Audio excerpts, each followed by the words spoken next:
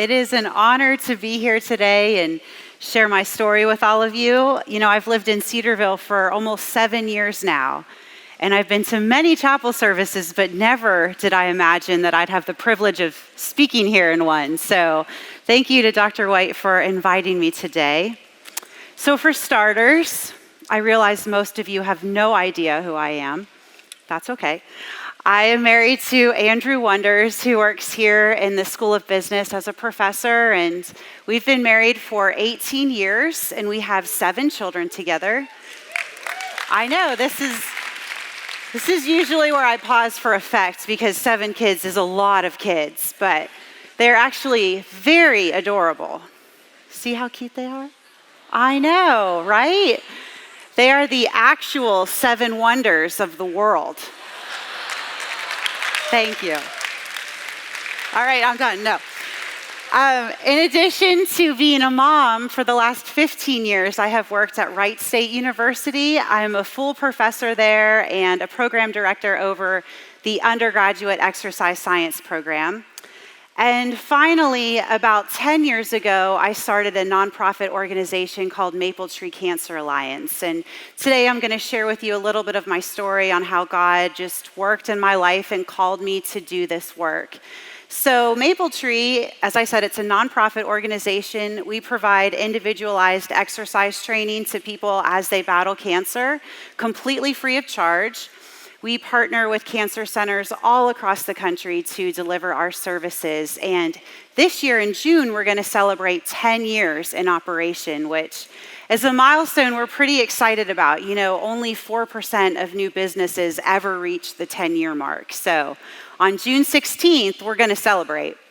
And you better believe I'm going to be posting about it all over social media, because that's what we do, right? We use things like social media to control the story, to share with the world what we want it to know about us. You know, we highlight the highs, we hide the lows. On days we don't feel like wearing makeup, we use an Instagram filter for that. And ladies know what I'm talking about here. So I'm guilty of this. You know, I will post a picture of my kids every single day because they're just so cute. But if I'm having a bad day, I won't post about that because that's just not as cute. And my oldest daughter would say it was cringy. Did I say that right? Okay. All right. Just making sure. So my goal in sharing my story with you today is just to be as real as I can, you know, just to share the highs, share the lows, and share the struggles, because there have been struggles. And the only reason I can stand up here and share anything that goes beyond any of that is only by the grace of God. And it's God working in me and through me, even though sometimes I can be a hot mess, you know? And so here it goes. I did not grow up in a Christian household. In fact, for the first 30 years of my life, I don't know that I ever even opened a Bible, let alone owned one. You know, I lived my life in complete and utter disregard for God. I never prayed. I never sought His will. I spent 0 time thinking about what was His purpose in making me. In fact, if you would have asked me, I would have told you that I was a mistake, because I was the result of an unplanned pregnancy. So I'm not supposed to be here, you know, and for me to wrap my brain around this truth that the God of the universe not only loves me, but He wants me here, and He created me on purpose, for a purpose, that was so completely foreign to me that even now I find myself struggling to believe it sometimes.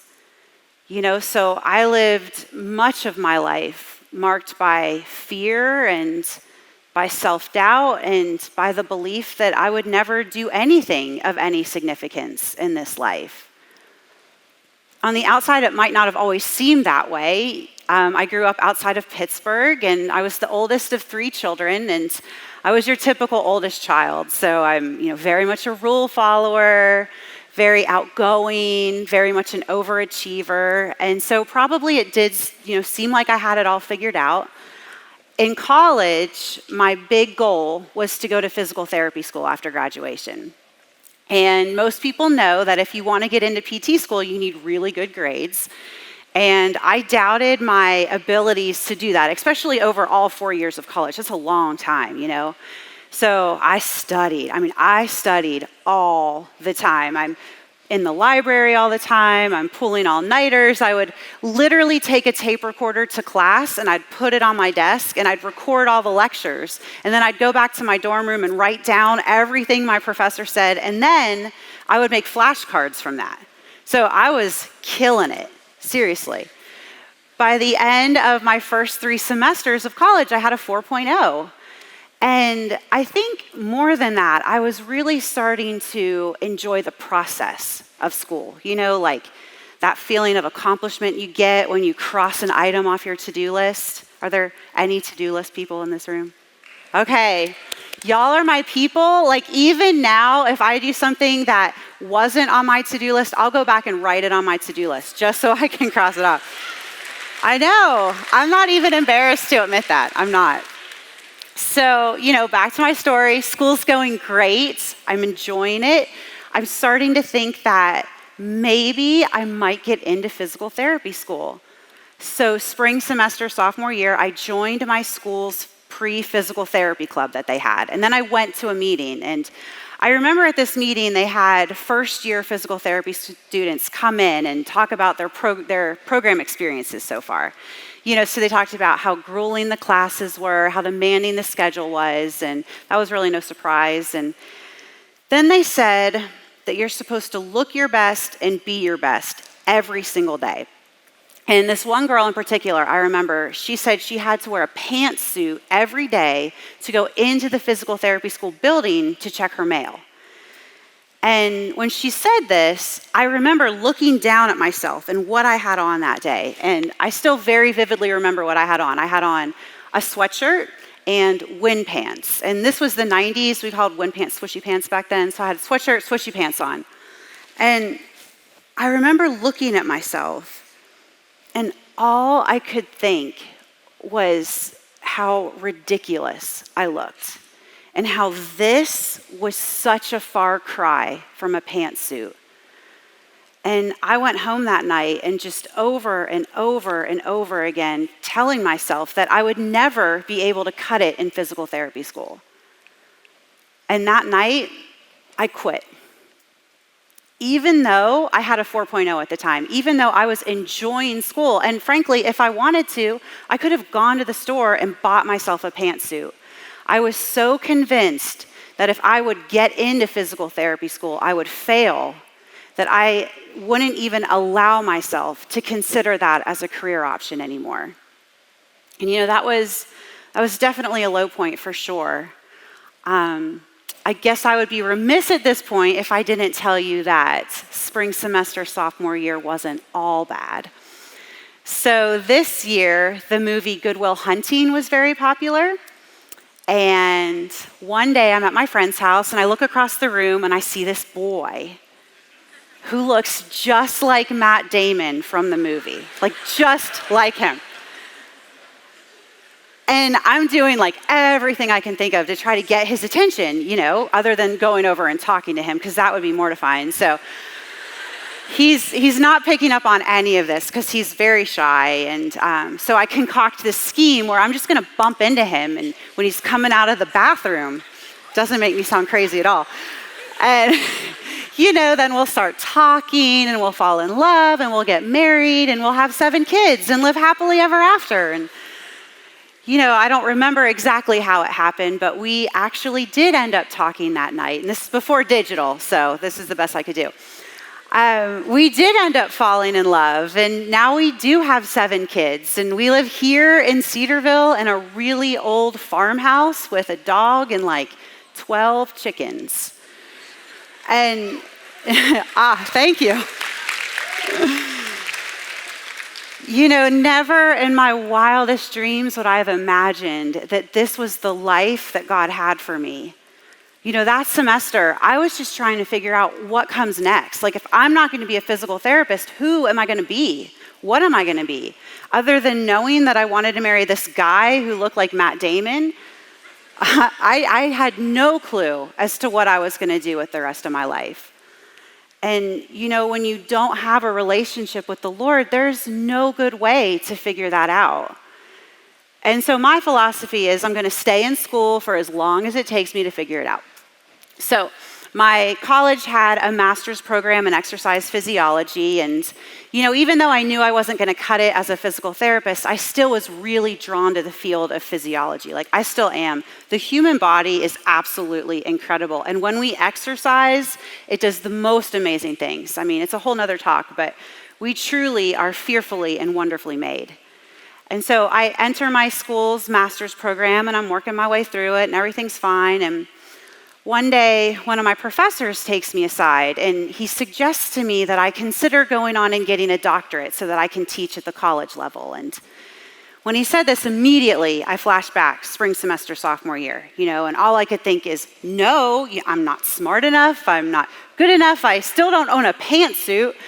And, I'm having this internal panic attack, and I don't like having awkward conversations, so I just kind of laughed him off and said, my big goals after graduation, I'm going to teach aerobics on a cruise ship. It's going to be great. And then, he did something that I consider this like a pivot point in my life. He was very tall, so we got down, he was eye level with me, and he put his hands on my shoulders, and he looked at me straight in the eyes, and he said, Karen, why are you so afraid to let other people know you're smart? And he didn't know it, but that was the first time in my life that someone had told me I was smart. And his words, I felt like they took root in my heart, and they started to give me this confidence that wasn't there before to even consider what it was he was suggesting. And I think back on that time now, and I didn't know the Lord then. Never once did I consider praying and asking God what he would have me do with the rest of my life. And yet God was still working, and he was still moving and using people in my life to bring about his purposes. And the crazy thing is I could actually feel it. Just a couple months later, I'm sitting at my in-laws' kitchen table, and I'm filling out an application for a grad program. And I turned to Andrew, who's my husband at this point, and I said, I had this feeling that came over me. And I said, I can't explain it, but I feel like this is what we're supposed to be doing. And he looked back at me and he goes, I know. What is that? Now we know it was Jesus, but we had no clue then, not a clue. So I only applied to one school, which is a mistake. Anyone in here thinking about going on to grad school, you're supposed to apply to lots of schools and have options, but I only wanted to go to the University of Northern Colorado. So it's the only place I applied. And I got an interview. And one day I boarded a flight and flew from Pennsylvania to Colorado and showed up not having any idea what to expect. And I remember I met with the faculty, and they asked me some questions, showed me around, and then they very casually mention that if I'm to go to school there, I am to study cancer and exercise. So at this point in my life, I'm 23 years old. I have never in my life known anybody who had cancer, never. And this was before Google. So I couldn't even go home and Google what is cancer.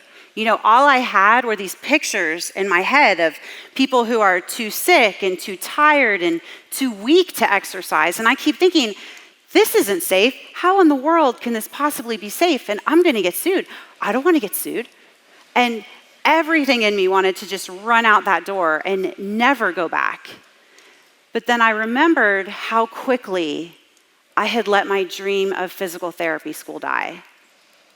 And I just didn't want to let myself do that again, So I did what maybe any unsaved, ungodly person would do in a job interview, is I smiled as big as I could and shook their hand and said, I have always wanted to study cancer and exercise.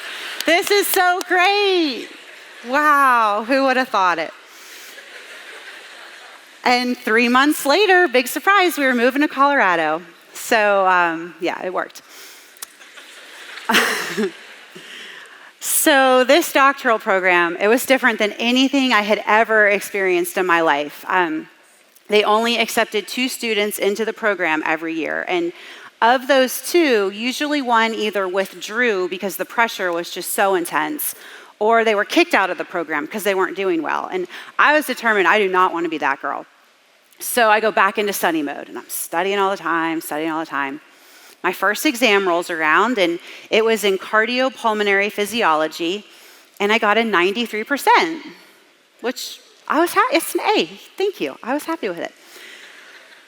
And the next morning, I'm walking on campus, and I'm pretty proud, and I bump into my research advisor, who was not even my professor for this class, by the way.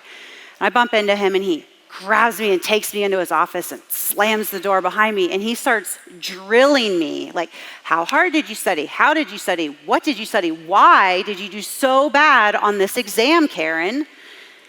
The expectation was you are to get a 100% on every test, on every assignment from here on out. Otherwise, how are you supposed to call yourself an expert?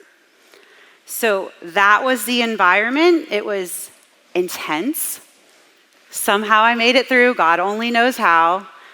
And 3 years later, I graduated. I had a baby, not in that order. And we moved to Ohio, and that's when I started working at Wright State. The following year, in 2007, my grandfather was diagnosed with colon cancer. So my grandfather, his name was Pap. He was just the best. He was a World War II veteran, and after the war, he married my grandmother, and they had 4 daughters together. One of them was my mom. And he worked as a bricklayer, so one of my memories of him is his hands, because they were always very dry and calloused, but he was so proud of his work, and he loved to take me around Pittsburgh and show me all the buildings that he had helped build, and my pap and I were very close. I always considered myself to be his favorite grandchild, and I think one of my cousins is watching. I still believe that that's true. We shared a love of coffee and of piano playing and of exercise. And so every time I would go visit him, we would drink coffee together. I was the only one who was allowed to use his special mug. And he would teach me a song on the piano, and then we would go to the spa. And the spa is what he called his local fitness center. And he liked to show me all his new moves that he was learning, and his form was really bad. His signature move, he called it the finale. And what he would do is picture a bench press machine, and he would load up as much weight as he possibly could onto this thing. The bar is like bending. And he would assume the position, and then he would hold his breath so tight that like veins are popping out all over his face. And then he would do 3 reps as fast as he could and slam the weights down. People are staring. The whole time I'm back here watching in horror because I'm thinking, I'm bad in emergency situations, and he's going to have a heart attack, and I'm going to have to do something about it. It was terrifying. It was terrifying. So when my grandfather was diagnosed with cancer, it broke our family. At the time of his diagnosis, his cancer was so aggressive that it had already spread from his colon to his liver, to his lungs, and to his brain. And the doctors gave him 6 months, but he only survived 5 weeks after his diagnosis. And, right away I said to him, Pap, you need to talk to your oncologist. You need to find out where is the nearest cancer-specific exercise program. Because I had done the research. I knew, without a shadow of a doubt, I knew exercise would help him. Only to my surprise, there were no such programs at the time, which I thought it was standard of care then, and it wasn't. And more than that, his oncologist told my grandfather to go tell me that I needed to go back and redo my research, putting research in air quotes, because he didn't think it was safe for cancer patients to exercise. And that was so hard for me to wrap my brain around, because it was in that moment that I knew that those 3 years that I spent basically living in a lab meant nothing, because no one's life was changing outside the walls of that lab. And I wondered, how many other people out there are just like my grandfather, people who are just told to go home, get your affairs in order, wait to die. The whole thing, it made me sick to my stomach. And a couple days later, I went to visit my grandfather, and I'll never forget, I walked into the room where he was, and he was sitting up in bed, and my grandmother was feeding him scrambled eggs. And he looked at me, and he said, Karen, you have no idea how exhausting it is just to eat these eggs. And that was a really tough moment for me because, here's this man that I love, my workout buddy, and he's so exhausted that he can't eat scrambled eggs. And it was in that moment that I knew that he was going to die. I mean, I could see that he's given up, and I guess there was just something in me. I didn't want to see him quit. And so I did the only thing I could think of in that moment was I asked him if he would work out with me. And, not the spa. I knew he couldn't go to the spa, but I said, Pap, can you take a walk? Can we get you up out of bed? Let's just walk one lap around the downstairs of your house, and then we'll go back to bed. And, that's it. And he thought about it, and he said, yeah, I think I can do that. And so, we got him up out of bed, me on one side, my grandma on the other, and we just walked around the downstairs of his house. And then we put him back to bed, and I said, how was that? And he said, that was okay. I think I can do that again. So we set a timer for an hour, and when the timer went off, he got a little twinkle in his eye, and he said, okay, Karen, it's time for my exercises. And so we got him back up again, and we just walked one lap around the downstairs of his house. That was it. Then he went back to bed. And I think on the outside looking in, that probably would have seemed like, why are you even bothering? What's the point of that? But for my grandfather, it really did make a difference. It improved his mood. It boosted his energy. He started eating again. I believe it's what gave him the strength to say goodbye to all of us. So, exercise, it didn't save his life, but I believe it made the little bit of life he had left matter. His death was the catalyst to my salvation story. It led to a year of just some turmoil in my extended family, and it left me feeling, very sad and alone. And my neighbor was aware of a little bit of what was going on. And so one day she invited me to a Bible study, and I said no. Even though I was actually searching at the time. I didn't know that's what it was called, but I remember one day being in my car and I'm flipping through my radio stations and this song comes on. It must have been Caleb, I don't know. And I remember listening to the words in this song and thinking how much I wished I knew the Jesus that they were talking about. But when my friend invited me to Bible study, I said no because I didn't have a Bible. I didn't know where to go to buy one. I didn't know anything what was inside. And all I could think is her friends are going to laugh at me. They're going to talk about me behind my back. And I just didn't think I could handle that rejection. And so I said no. But my friend kept being my friend. She would invite us over for dinner and for play dates. And we'd have coffee together, which is like my biggest love language. And a few months later, she invited me to Bible study again, and this time I said yes. And I still was very scared. I didn't know anything. I still remember walking into Walmart to buy my first Bible, and I have this one here that's $5, and this one here that's $100. And I'm so confused at the price difference. I'm like, aren't they supposed to say the same thing?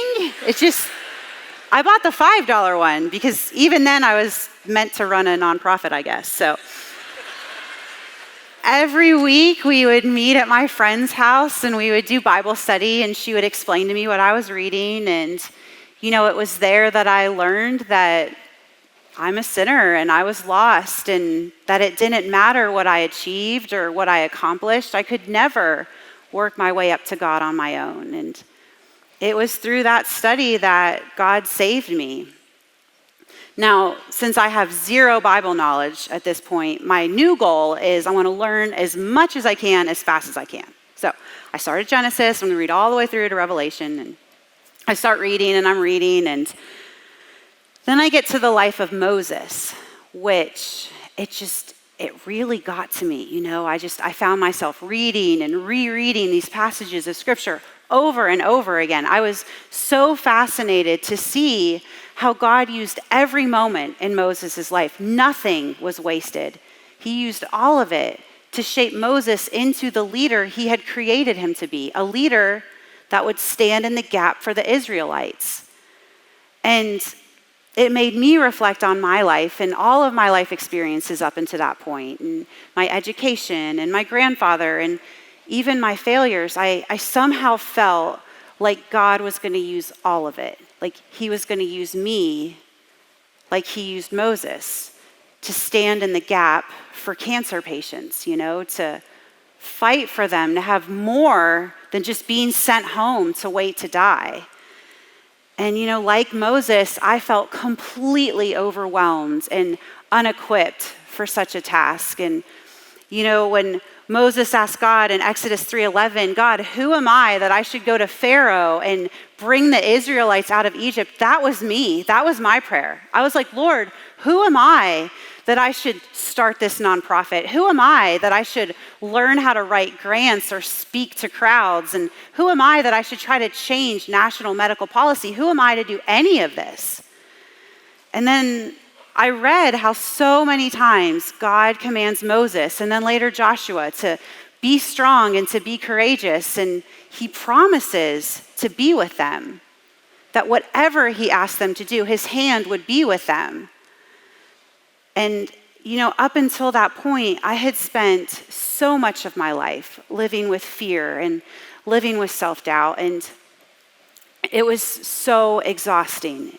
I felt like I'm constantly working and constantly striving and never feeling like I'm good enough and always worried that somewhere, someone is going to find out that I don't know what I'm talking about. And I read those words and I believed them for me. I believed that God would be with me wherever I went, that whatever he asked me to do, his hand would be with me. The pressure was no longer on me to perform well or to accomplish things. God would give me the power to accomplish his purposes in my life.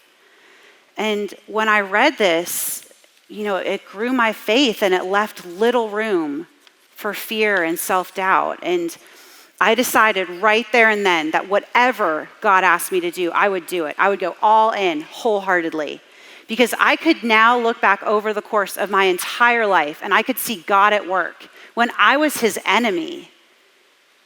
Now I'm his daughter. How can I not trust him? And so on June 16th, 2011, Maple Tree Cancer Alliance was born.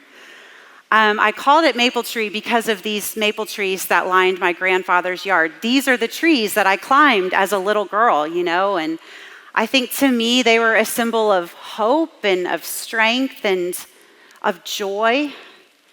That day that my grandfather was sent home to wait to die, I knew we could do better.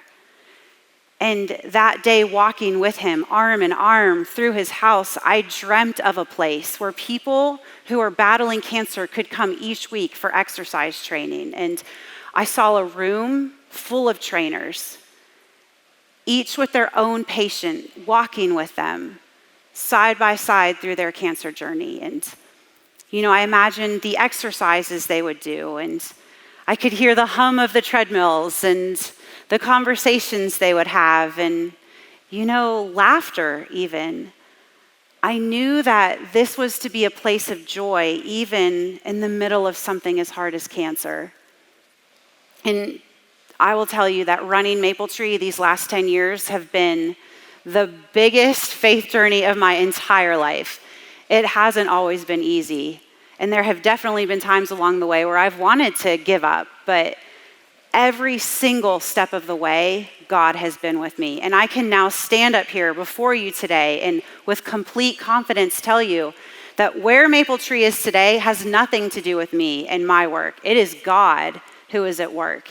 And he is using Maple Tree to bring hope to the sick and to the suffering. Our first year in operation, we served 17 patients the entire year. Today, we serve thousands of patients. We have 43 locations across the US. We have 3 more in Brazil. I didn't even have a passport until a couple of years ago. Only God could have done that. We're recognized as authorities in the field. I'm actually leading a charge right now that's going to change medical policy on a national level. And the incredible thing is there's people on the other side of that conversation, people who should kind of be my enemy, and they're like trying to help me. Like only God could do that. Only God. I have seen him save patients on their deathbed. I've seen patients with the worst of prognoses being declared cancer-free. And even in the hard times, he is still there through COVID, through news of a bad report, through the loss of a patient who's become a dear friend of ours.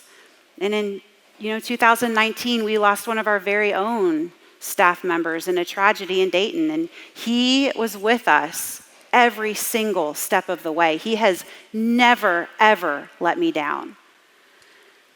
And maybe you're sitting here today and you're feeling what I felt 20 years ago. You have no idea what God has planned for your life. And maybe you feel that same fear and that same self-doubt that I did.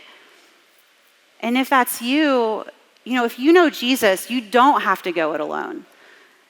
Just trust him and allow him to lead you to your path and your purpose in life. Take it one step at a time. Do the one thing that he's calling you to do. And then do the next. And then do the next after that. And if you're scared, tell him. But don't let that stop you. And I promise you, he will never let you down. I'll pray us out and then you guys can be dismissed. So, okay. Dear God, I just thank you so much for the privilege of sharing my testimony today and for the work that you've done in my life. And Lord, I just pray that my words were glorifying to you and that maybe someone might have heard them and seen how you've worked in my life, and maybe they would be encouraged to know you and to trust you more, Lord. And God, I just thank you for loving us the way that you do and for saving us and just for this awesome privilege we have to serve you. In Jesus' name I pray, amen.